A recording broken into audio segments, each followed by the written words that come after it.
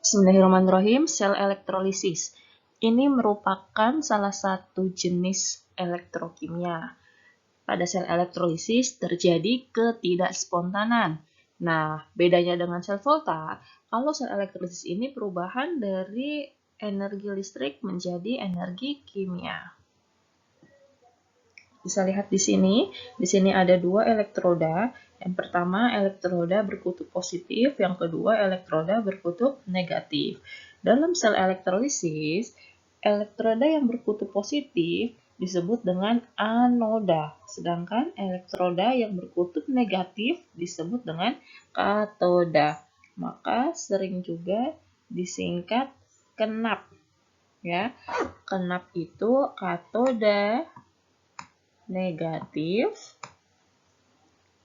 anoda positif. Jadi kutub negatif itu katoda, sedangkan anodanya ini kutub positif. Ya. Nah, namun tetap yang namanya katoda ini mengalami reduksi, sedangkan anoda mengalami oksidasi.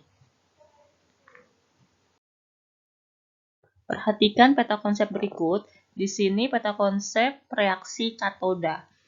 Ketika ada logam golongan 1A2A3A serta mangan, maka yang tereduksinya itu adalah hidrogen pada air. Jadi ada senyawa air namun yang tereduksinya hidrogennya, ya. 2H2 ditambah dengan 2 elektron menjadi gas hidrogen ditambah dengan 2 ion hidroksida. Kemudian kalau senyawanya itu berupa asam, ya, asam ini contohnya HCl, H2SO4, HNO3, pokoknya ada H plusnya. Ya, asam itu kan terdapat ion H plus dalam air. Ya, menurut siapa coba? Menurut Arrhenius. Maka reaksinya ini menjadi 2H plus ditambah dengan 2 elektron menjadi H2, gas hidrogen, ya. Namun ketika logam lain, logam apapun itu, selain golongan 1A2A3A mangan, serta selain asam senyawanya, maka yang tereduksi adalah logam itu sendiri. Contoh Cu. Maka nanti di sini Cu2 plus ditambah dengan 2 elektron menjadi Cu. Contohnya, ya. Reaksi di anoda.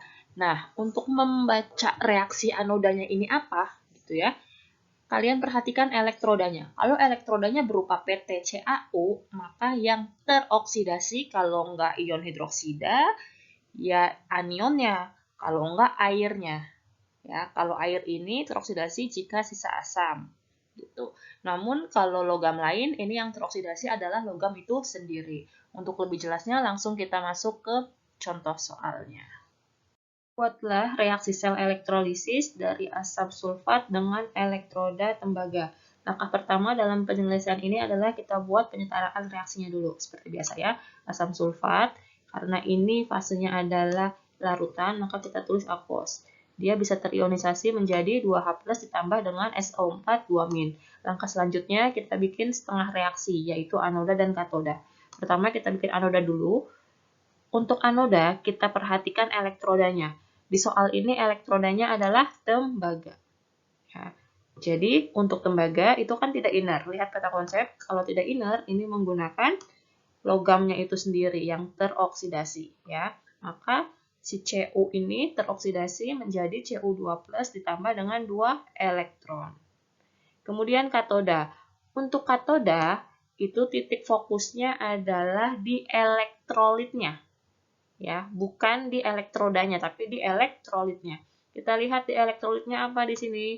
Ternyata elektrolitnya adalah H2SO4, asam sulfat elektrolitnya. Nah, kemudian fokus di bagian logamnya.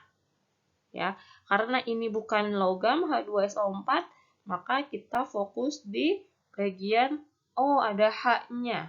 Berarti termasuk asam dia, ya, H2SO4 ini terurai. Nah, menjadi 2H plus, ada asam di sini. Maka kita menggunakan reaksi katoda yang bagian asam. larutan asam. Ya.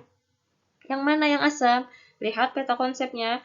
Ketika ada ion H+ asam, maka katodanya ini dengan menggunakan 2H+ ditambah dengan 2 elektron menjadi gas hidrogen. Nih ya. Jadi 2H+ ditambah dengan 2 elektron menjadi gas hidrogen. Langkah selanjutnya kita setarakan elektronnya. Karena ini udah sama-sama 2, maka bisa sama-sama langsung dicoret. Gitu ya. Kemudian jumlah seperti biasa. Cu ditambah dengan 2H+ menjadi Cu2+ ditambah dengan H2. Jadi zat yang bertindak sebagai anodanya itu si Cu. Katodanya itu gas hidrogen. Nah, zat yang dihasilkan di anoda yaitu ion Cu-nya. Ya, menghasilkan ion Cu. Kemudian, zat yang dihasilkan di katoda adalah gas hidrogen. Cukup sekian, semoga dapat. Selanjutnya ada latihan soal. Di sini ada 3 soal, silakan dikerjakan di buku tulisnya. Dan untuk soal yang keempat ini bonus.